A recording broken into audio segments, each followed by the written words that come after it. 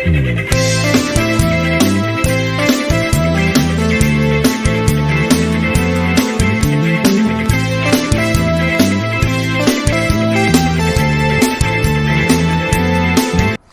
a su programa A Fondo, su programa de entrevistas, donde, como decimos aquí, la economía somos todos y es importante ver cada una de las distintas aristas que conjugan esto que llamamos el fenómeno económico. Y el día de hoy, créamelo, le va a interesar muchísimo porque es algo que nos duele muchísimo a todos los seres humanos, y solo hay dos cosas, como dice por ahí una película, que no nos podemos quitar, y es la muerte y los impuestos. Y para hablar del tema de los impuestos y obviamente el viacrucis que nos representa, tengo a mi lado un gran amigo que es el contador público Edgar Castro Miranda, que también es profesor investigador del Instituto Tecnológico de La Paz. Sí. ¿Qué tal, Isaías? Muy buena tarde, un gusto estar aquí contigo. La verdad que el compartir contigo este tema, que creo que aquí sí te puedo debatir un poquito, pues me da mucho gusto, ¿verdad? Saludarte como amigo y como admirador. Gracias, Edgar. Oye, pues así como amigo, va a ser, y hay que agradecer allá en casa, va a ser una consulta sin honorarios, y eso es buenísimo. Okay. Va de cortesía la primera vez. Va de cortesía la primera vez, yo sé. Y bueno, vamos a empezar, si te parece, con la pregunta que todos nos hacemos, porque puede ser que en casa nos esté viendo alguien que o no haya pagado impuestos, o se le haya pasado, o no entienda que está sujeto. ¿Quién está sujeto u obligado a declarar impuestos ante Hacienda? Muy bien, mi Isaías. Pues la ley fiscal, la ley de impuestos a la renta, en su artículo primero, nos marca que estamos obligados a contribuir con los impuestos todos los que somos residentes en México. Ellos se van por un concepto de residencia. Entonces, todos los que somos residentes en México y que obviamente generamos una actividad profesional o empresarial, pues estamos obligados al pago de impuestos, ¿no? Pues se da el caso también, por ejemplo, con los extranjeros que definitivamente quizás no tengan algún domicilio fiscal, una residencia aquí en nuestro país, pero sin embargo sí tienen un negocio. Entonces, la ley fiscal, la ley del impuesto a la renta, nos aclara que el caso de esta persona, va a pagar los impuestos por los ingresos de ese negocio nada más. Cuando tú eres residente en México, que eres mexicano, tienes alguna residencia en nuestro país, tú pagas impuesto en México por tus ingresos universales, independientemente si los generas aquí, los generas en España, en Timbuktu, donde tú quieras, tus ingresos los declaras aquí. Sin embargo, si eres extranjero, únicamente pagas por los ingresos que ese negocio está generando en México. Entonces, así hablará. Chicos, medianos y grandes, todos pagamos impuestos. Ok. En el caso de los extranjeros, me imagino que la otra parte es en el país de origen, ¿no? Donde los tiene que declarar. Sí, así es, lo declara ya. Incluso, pues depende de los tratados para evitar la doble tributación, que son los que existen.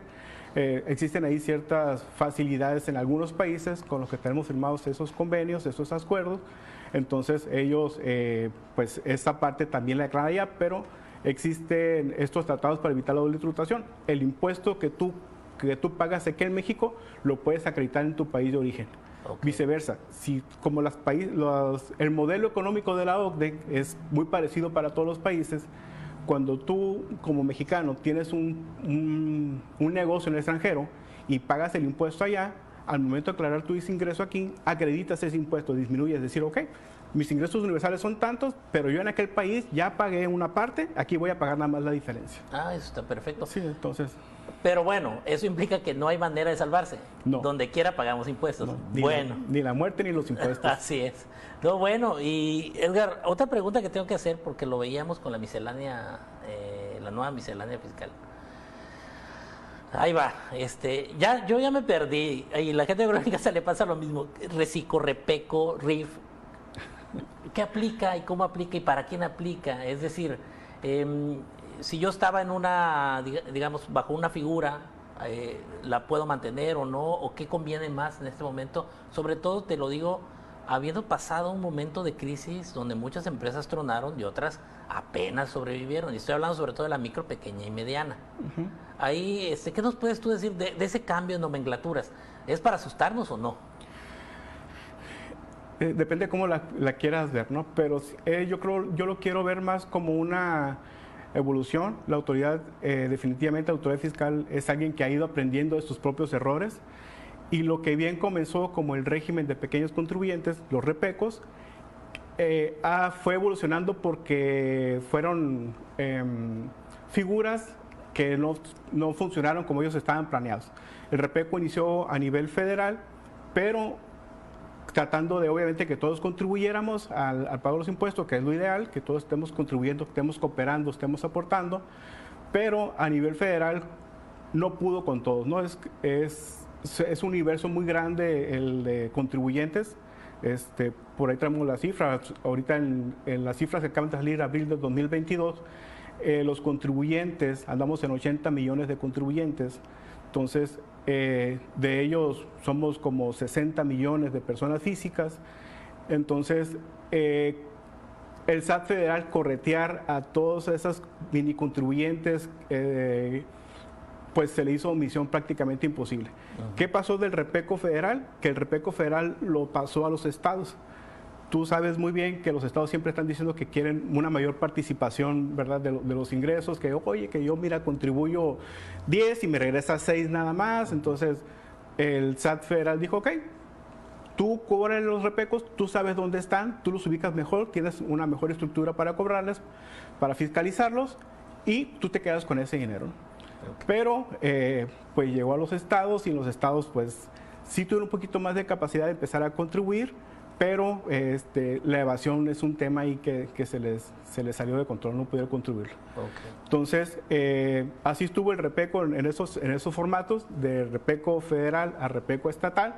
Recordarás que antes los repecos pagamos al federal, después veníamos a la Secretaría de Finanzas a cubrir nuestros impuestos bimestralmente, pero pues tampoco dio resultados, ¿no? Okay. Entonces, cuando ingresa la anterior administración con Peña Nieto, dice, ok, vamos a cambiarle de nombre, vamos a cambiar el esquema con algunas facilidades.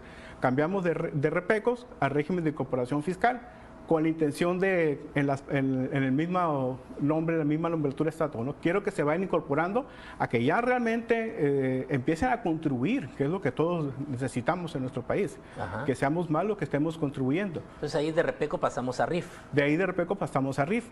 Okay. Con ciertas facilidades, con ciertas bondades ahí, como diciendo, güey, te conviene, te pongo esta tentación, te pongo este beneficio, como por ejemplo la seguridad social que antes no tenías en repeco. Acá en RIF hay una manera de que tú puedas tener seguridad social para ti y para tu familia, ¿no? que es algo que necesitamos todos también. Y los efectos que hubo en el sexenio de Peña Nieto fueron muy buenos, hubo muchos contribuyentes que se afiliaron. Si tú revisas los números de cuáles eran los contribuyentes que entregó Calderón a Peña Nieto y cuáles son los que entregó Peña Nieto a López Obrador, pues sí se nota un crecimiento muy fuerte de la masa de contribuyentes, pero el tema sigue siendo el mismo. Un tema que siempre hemos observado como contadores en los colegios es la simplificación administrativa. Es muy complicado, es muy difícil pagar impuestos en México, ¿no? Entonces, el régimen de incorporación fiscal te ofrecía unas tasas más cómodas, que no tuvieras tantas obligaciones, con la intención de que tú estuvieras cómodo pagando tus impuestos. Esa frase de que ya no ocupas contadores para pagar tus impuestos es una frase que hace mucho vengo escuchando, pero que en los hechos no es así. Entonces, eso es lo que pasó con el régimen de incorporación fiscal también. Entonces, cuando llega la administración de López Obrador, cambiamos el nombre de régimen de incorporación fiscal, nos vamos de RIF, nos pasamos a régimen simplificado. ¿El reciclo famoso? El famoso reciclo. ¿Qué nos ofrece reciclo a diferencia de los demás? Pues un poquito más de facilidades.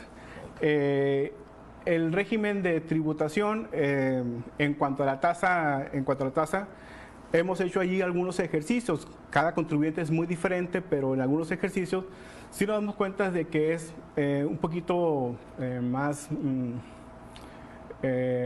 económico, por llamarlo de cierta manera, y más fácil el que tú pagues tus impuestos como reciclo que como venías haciendo como régimen de incorporación fiscal. Por ejemplo, el reciclo te ofrece, por ejemplo, la facilidad de que tú no ocupas estar documentando tus deducciones. Es un reciclo que te graba el impuesto, ¿sí?, de tus ingresos sin ninguna deducción a una tasa que es máximo el 3.5 y sobre eso pagas tus impuestos, ¿no? Entonces, o que se acaba de andar correteando papeles, eso que te ponía como loco. Sí, ¿no? Y aparte el papel que había que cumplir con estos requisitos y que te hay que pagar todo eso el régimen de comprobación fiscal dice, ok, quítenme eso, pero que vayan a contribuir. Entonces, en ese sentido, yo he visto un poquito más de evolución en esa simplificación administrativa, en esa parte nada más. Oye, Edgar, y ahorita que comentas eso, se supone entonces que Reciclo nos viene a ayudar a simplificar eso, y me imagino que el gobierno, porque conozco al gobierno federal actual, lo que quiere es jalar un poquito más de dinero, me imagino que esa es la intención. Y ahí viene la pregunta clave, ¿ha funcionado eso? O sea, ¿hemos logrado pagar la cantidad que deberíamos de pagar los mexicanos, o todavía hay mucha evasión? ¿Cómo ves tú esa parte? ¿Seguimos todavía entrando entre la corrupción y lo demás, o cómo ves? Yo creo que es más evasión, es una parte que nos va a costar un poquito de trabajo, es un poquito más de cultura. Nosotros tenemos, yo lo platico mucho con los muchachos en la escuela, que de repente tenemos muy metidos los famosas frases de que el que no tranza no avanza y que para qué pagas.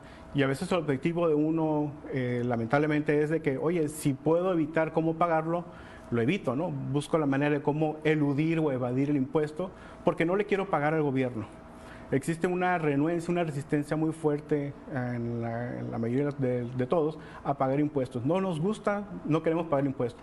No es algo de mexicanos, a nadie nos gusta pagar impuestos, pero aquí en México todavía tenemos ese sentimiento de que no queremos pagar impuestos porque vemos cómo se malgasta el presupuesto, cómo se lo roban, cómo se desvía el presupuesto hacia otro lado. Entonces no queremos pagar nuestros impuestos porque, oye, se lo va a llevar, se va a evadir, no lo voy a ver yo en obras. Pues se supone que nuestros impuestos son para la obra pública, pero lamentablemente no lo vemos así. Pues tú ves las calles o los servicios públicos en general y no son de la calidad que nosotros queremos que sea. Entonces, y bueno, y tienes mucha razón, esa parte que a los mexicanos en general no nos da confianza, y ahí es donde entra una gran pregunta que tiene que ver con incorporar a los chavos de 18 años, pero si te parece nos contestas eso volviendo. Ahorita regresamos, se está poniendo bueno, hay que ver si usted que tiene 18 años paga impuestos o no. Regresamos. Bien, estamos de vuelta y nos quedamos con la gran duda, si tengo 18, ¿estoy obligado o no a pagar impuestos? Y ese es el gran miedo que nos da a muchos. No digo nos va porque sea yo un jovencito, sino porque en realidad tenemos hijos ya a nuestra edad que le anda rayando a la mayoría de edad. Y bueno, la gran pregunta que hacen los chavos es, suena sospechoso que el gobierno quiera que yo, sin tener ingresos, me dé de alta. Nos da miedo. Y bueno, lo mencionábamos ahorita en el bloque anterior, el gobierno nos da muchas justificaciones para tener miedo. ¿A qué crees que se deba esto? ¿O cómo funciona? Pues lo que está buscando sin duda alguna el gobierno aquí es tener captado a los contribuyentes. Si bien es cierto ahorita no nos preocupemos porque tú no pagas impuestos si no generas riqueza, el impuesto de la renta es eso, renta es riqueza y si no genera riqueza pues no hay base para pagar impuestos. Entonces, si yo no estoy obteniendo ninguna riqueza, pues no estoy obligado a pagar impuestos, ¿no? Pero lo que sí quiere tener el SAT es cobrar así como lo hacemos los papás con los hijos, tenerte bien vigiladito, para que cuando te caiga un dinero por ahí, algún depósito que te llegue y tú no lo declares o no lo justifiques, entonces digas, si tú no me dices de qué es ese depósito, yo como autoridad voy a pensar que es ingreso, al menos que tú me pruebes lo contrario. Okay. Así se la juega el SAT. Cada depósito que cae es un ingreso, al menos que tú pruebes lo contrario. Ok, entonces es una forma como de irnos disciplinando. Sí. Y creo que por ese lado no está tan mal. No está. Ahora, estoy de acuerdo en eso. Disciplinemos a los jóvenes, hablamos de educación financiera y más del emocional, hemos hablado aquí en este foro. Pero ahí vamos a entrar a un tema porque si bien es cierto que está muy atinado esto que quiere hacer el SAT con los chavos, hay algo que me llama mucho la atención, que ha sido, de hecho, fruto de muchos memes en Facebook, en Internet, y es la famosa constancia de situación fiscal que pide el SAT. Voy a hacer rápido el resumen. El SAT pide que la pidamos a él para ofrecérsela a él. Entonces quisiéramos que nos explicaras cómo es eso de que le pido al SAT la constancia para dársela a él. O sea, ¿cómo funciona eso? Te pediste muy bien el meme, ¿no? Y en realidad por ahí va la idea. Mira, como buen académico, al igual que tú, quiero ponerte un poquito el contexto de dónde viene un poquito todo eso. Hablamos en el bloque anterior de la fuerte evasión que tenemos, evasión y elusión fiscal.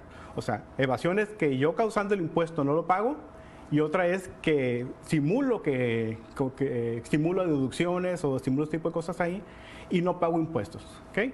Entonces, esta campaña o esta estrategia que está marcando el SAT es precisamente para ir cortándole brecha a esos EFOS y EDOS, ¿no? Lo que son los facturadores y simuladores de deducciones de impuestos. Es con ese fin, ir baleando. ¿Por qué te hablo de esto? Mira, te lo voy a explicar como lo platico en clase con los chavos, ¿no? Imagínense que vamos a una fiesta, que vamos a organizar una fiesta y estamos 10 invitados. Entonces decimos, oye, va a ser una fiesta muy padre, con música, con su buena comidita, bebida para todos y todo el ambiente muy bien.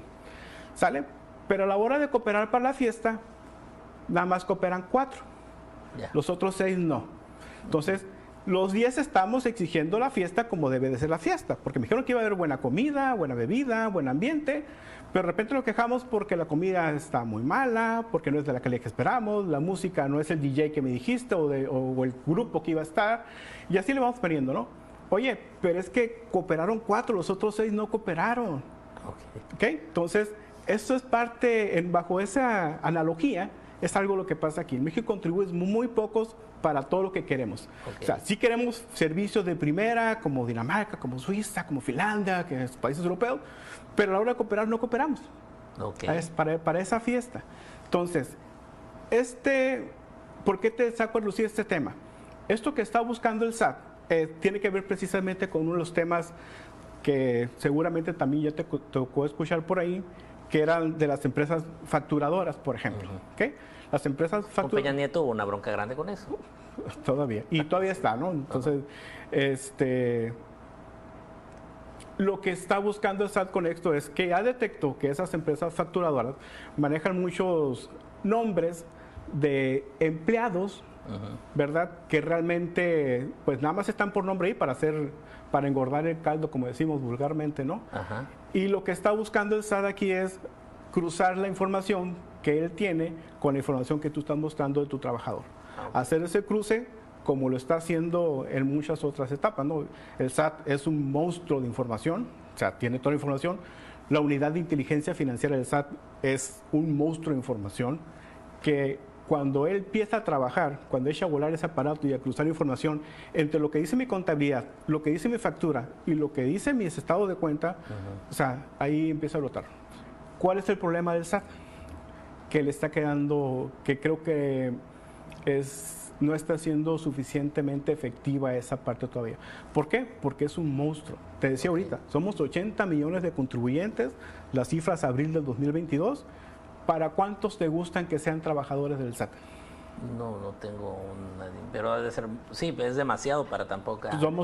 Tiene 35,000 trabajadores el SAT. Imagínate. Entonces, ¿cómo poder fiscalizar a 80 millones de contribuyentes con esa parte? Pues usando la tecnología, ¿no? Sí, usando qué es lo que está haciendo. Por eso tú ves que estamos obligados al buzón tributario, que estamos obligados a estar facturando, a facturación electrónica, que a contabilidad electrónica, porque precisamente quienes nos van a auditar más adelante, ¿sí? O ya lo están haciendo, son sistemas, son computadoras, okay. donde esto tiene que amarrar con esto, tiene que ser igual a esta, tiene que cruzar esta información. Entonces, esa constancia que tanto dolor de cabeza nos da, buscan ellos esa concordancia, el ir encontrando esa parte.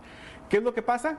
Que se les salió de control. Te decía ahorita, de esos 80 millones de contribuyentes, 60 millones ¿sí? somos personas físicas, entre asalariados y personas que tenemos alguna actividad empresarial o profesional. Yeah. Entonces, el SAT no se da abasto. Esos 35,000 empleados que tiene el SAT no se dan abasto. Yo creo que el SAT va a buscar, y por eso dio prórroga hasta el próximo año, porque tiene que buscar otra manera de hacerle llegar al contribuyente, al asalariado o a ese joven, sí, la manera de cómo tenga su contraseña o su fiel para que entonces pueda estar debidamente identificado. Entonces, entonces, en tu analogía es como si le vamos a dar un boleto de entrada a la fiesta con un QR al que haya pagado.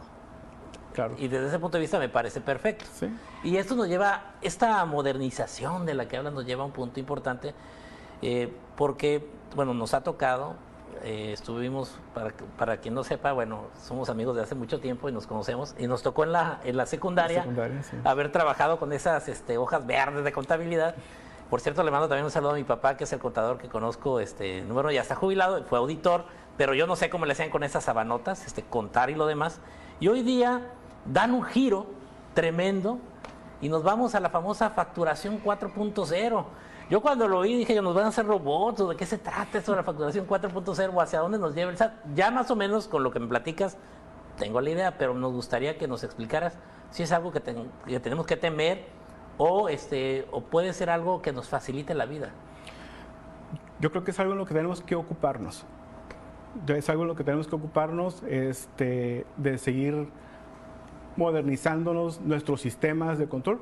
Tú sabes que la tecnología viene muy fuerte y en nuestro negocio no es la diferencia, ¿no? Entonces, el trabajar en una evolución a una factura que además no va a ser opcional. Ajá. O sea, ahorita estamos en ese proceso de transición, pero no va a ser opcional. ¿Qué me va a pedir la 4.0? Un poquito más de datos y de cruce de información precisamente para ir disminuyendo esa parte de la evasión, ¿verdad? Para tener más controlado el SAT a los contribuyentes y saber qué compras, a quién le compras, si estás comprando, si tu proveedor es nacional, es extranjero, qué le estás comprando, en cómo le estás comprando, porque estrategias para disminuir los impuestos de las buenas y de las malas, hay de todas. Entonces, entre tú más disminuces y más controles cada rincón, cada punto de la factura, pues más información tienes para fiscalizar, para ayudarle a esa computadora que te va a auditar el día de mañana, pues a que tenga más datos, decir, oye, tú tal fecha, en tal lugar, le compraste al proveedor tal artículo, pero a la hora que vendiste otro artículo, entonces, a ver, ¿cómo fue que transformaste un carro rojo en una patineta amarilla? Ajá. O sea, tú compraste un carro rojo y vendiste una patineta amarilla, ¿qué pasó? Entonces, por allá va todo ese rollo, son definitivamente sistemas de fiscalización. Perfecto, y supongo que nos va a simplificar la vida a todos. Ahora, bueno, la verdad, Edgar, te agradezco muchísimo la oportunidad que me has dado de poder platicar. Creo que nos has ayudado mucho a entender porque ese mundo de los impuestos es complejo. Y bueno, espero por aquí no sea la primera, sino sea la primera de muchas veces que te tengamos por acá. Con todo gusto, fue un gusto para mí estar contigo compartiendo, saludarte. Gracias. Saludar a nuestros amigos de la televisión. Gracias. Y bien, pues bueno, usted allá en casa le agradecemos otra vez que nos permite estar ahí con usted. Y espérenos pronto para volver a hablar aquí de economía a fondo, porque ya sabe, la economía somos todos. Hasta la próxima.